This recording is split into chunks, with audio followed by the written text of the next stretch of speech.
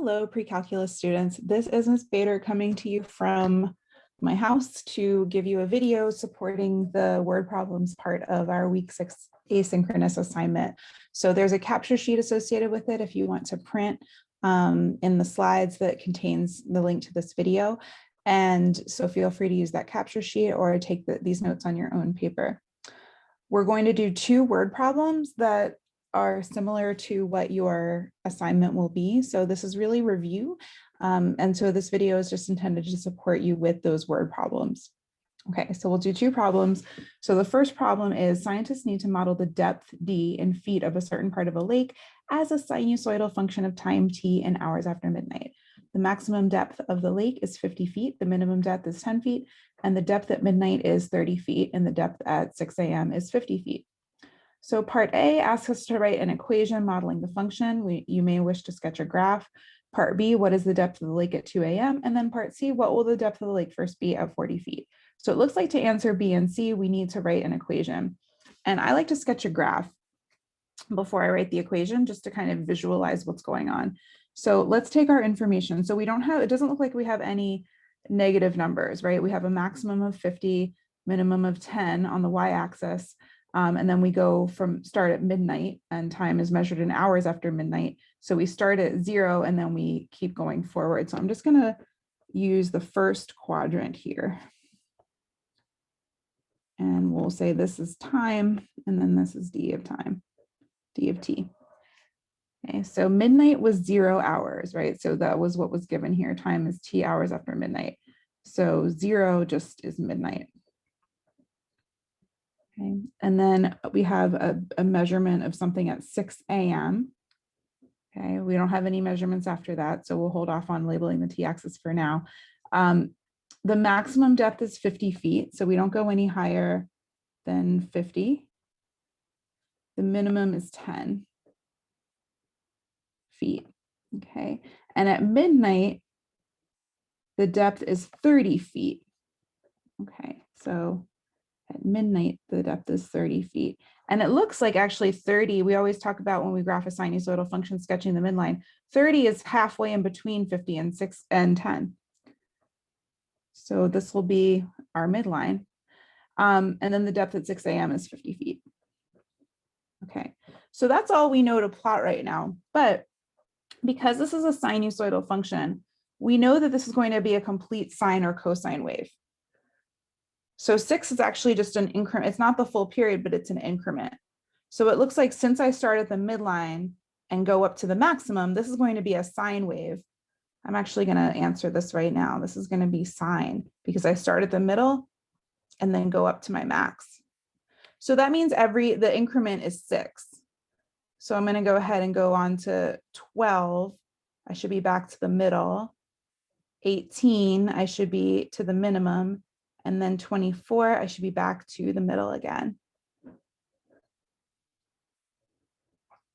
Okay, and we talked in class about how you can, if you want to avoid writing in a phase shift, you can just think about the shape of your sinusoidal function. Remember, there are 4 options right now in pre-calculus. We can do positive sine, which is what this looks like. We can do positive cosine, negative sine, or negative cosine. All these graphs can be written as versions of each other if you just put in the right phase shift. But if we are trying to avoid a phase shift, we just think about the shape and what graph it would match. Okay.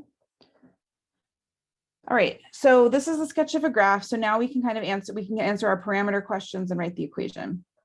So amplitude is half the height of the wave, or max minus midline. So 50 minus 30 is 20. The period takes 24 hours. So since B is 2 pi over the period, it's 2 pi over 24 or pi over 12. We already said C, our phase shift, is 0 because we want to try to avoid phase shifts if we can help it. And then D, the midline or the vertical shift, is 30. And we decided it's a sine function because it starts in the midline and then goes up. So our equation is d of t equals 20 sine of pi over 12 t plus 30. So that's part A sorted out. Okay. Part B, what is the depth of the lake at 2 a.m.? So the depth of the lake at 2 a.m. means that we need to make our equation so that the time equals 2. We're going to substitute 2 in for the equation for t, right? And think about where 2 is on the graph. So it's between 0 and 6. So our answer should be somewhere between 30 and 50. So we know if our answer is not between 30 and 50, we've probably done something wrong. Okay, so let's go ahead and substitute in. So this is d of 2 equals 20 sine of pi over 12, 2 plus 30. Okay, so let's simplify one step at a time here. So inside the parentheses, pi over 12 times 2, 2 over 12 will reduce to 1/6. So this is 20 sine of pi over 6 plus 30. Sine of pi over 6 is a special sine value that we know to be 1/2. So this will be 20 times 1/2 plus 30. 1/2 of 20 is 10. 10 plus 30 is 40. Okay. So that fits, that tracks, that's halfway between 30 and 50. So the answer is 40 feet. Okay. And this next question, part C, actually is the same kind of this going backwards, right? So I know it's kind of, you should get an answer of 2 here, but I want to take you through that the process of going the other way, okay, to kind of show you why it works in both directions, okay? So when will the depth of the lake first be 40 feet means we're looking at when d of t is equal to 40. So we'll set the whole function equal to 40. So 40 equals 20 sine of pi over 12t plus 30, okay? So now instead of doing PEMDAS, because we're simplifying an expression, we're gonna do SADMEP. We're gonna solve the equation outside to inside. So the first thing we'll do is subtract 30. So 10 equals 20 sine of pi over 12t. We'll divide both sides by 20 to get 1/2 equals sine of pi over 12t. Okay. And then what we're going to do is we're going to use that inverse sine skill that we learned. So inverse sine of 1/2 equals inverse sine of pi over 12t. So inverse sine of 1/2, we know that that's going to be pi over 6. If we look on our unit circle, the special angle that has a sine of 1/2 is pi over 6, and that fits into the sine domain. So pi over 6 equals pi over 12t. And then we can just either divide both sides by pi over 12. I'm going to do that by multiplying by its multiplicative inverse or reciprocal, multiply by 12 pi over t to cancel. So on the left side here, the pi's cancel, and then 12 divided by 6 is 2. So the depth of the lake will first be 40 feet after 2 seconds. Oh, spell seconds. 2 seconds. All right, so you're welcome to, if you feel good about the skill and you're ready to start the asynchronous assignment, please go ahead and do that. If not, you can either pause the video and try this problem or watch another problem. So the height, number 2, the height in feet above sea level of a rider on the Ferris wheel varies as a sinusoidal function of time and hours after getting on the Ferris wheel. It can be modeled by an equation. The rider starts at a minimum height of 10 feet and reaches a maximum height of 70 feet after 12 seconds. Okay, so write an equation modeling the function. You may wish to sketch a graph. Okay, so it's measured of time in t of hours after getting on the Ferris wheel, and the rider starts at a minimum height of 10 feet.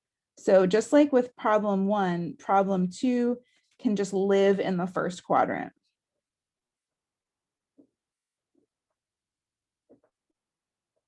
Okay. The minimum height is, so let's call this h of t. Yeah, it does say h of t. So the minimum height is 10 feet. The maximum height is 70 feet. So the midline is going to have to be halfway between 70 and 10, so that'll be 40. And then we start at time 0, we reach a maximum height of 70 after 12 seconds. So those are all the numbers that are given to us. So minimum height at 10 feet above sea level, and then 70 after 12 seconds. So this looks like half of a wave, right?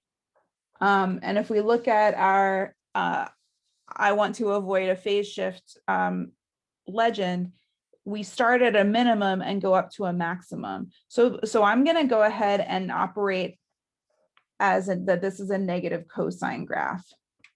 So this is half the graph, and then so 12 plus 12 would be 24. So it would finish at 24 hours.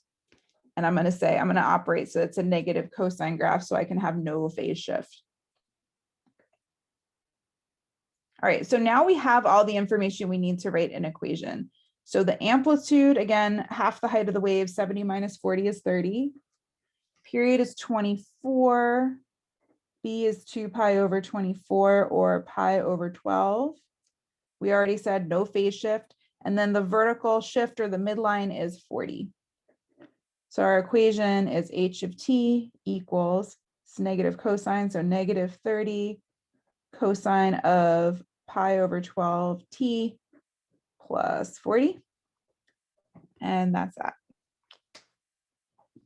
What's the height of the rider on the Ferris wheel after 4 seconds? So this is t equals 4. So we're just going to substitute 4 in for t. So negative 30 cosine of pi over 12 times 4 plus 40. All right, well, this is PEMDAS, this is simplifying the expression. So the parentheses simplifies to pi over 3, right? 4 over 12 is a third. So this simplifies to pi over 3 plus 40. Okay, so I have negative 30 cosine of pi over 3 plus 40. What's cosine of pi over 3? That's one of our special trig function spots. Pi over 3 or 60 degrees, right? That has a cosine of 1/2. So this will be 30 times 1/2 plus 40. 1/2 of negative 30 is negative 15. Negative 15 plus 40 is 25. So after 4 seconds, the rider is 25 feet high. And again, we can look at where 4 is on the graph, right? And we know it should be right around here. So we can kind of look at the graph to check our work as well. Okay, and then last but not least, when is the rider first going to be 40 feet high? So just like with part C of number 1, this is saying that h of t is 40, the height is 40. So 40 equals negative 30 cosine of pi over 12 t plus 40, and we need to solve for t. So SADMAP, right, reverse order of operations, inverse operations. So minus 40, we have 0 equals negative 30 cosine of pi over 12t. Divide both sides by negative 30. We still have 0 on the left side. 0 equals cosine of pi over 12t. Okay. And I'm going to continue my work over here. I'm going to have to do inverse cosine. So inverse cosine of 0 equals inverse cosine of pi over 12t. Okay. Inverse cosine of 0, what radian measure, what angle in the unit circle in the top half of the unit circle, because remember our domain, our range for cosine is 0 to pi, has a cosine of 0, right? So you can look at your unit circle, think about that. It is pi over 2, 90 degrees. So pi over 2 equals pi over 12 t. We're going to multiply both sides by 12 over pi. So these pi's will cancel. 12 divided by 2 is 6. So the rider will first be 40 feet high at 6 seconds. Okay. All right. thank you so much for watching. Go ahead and do a great job on the asynchronous assignment, and I'll see you next time.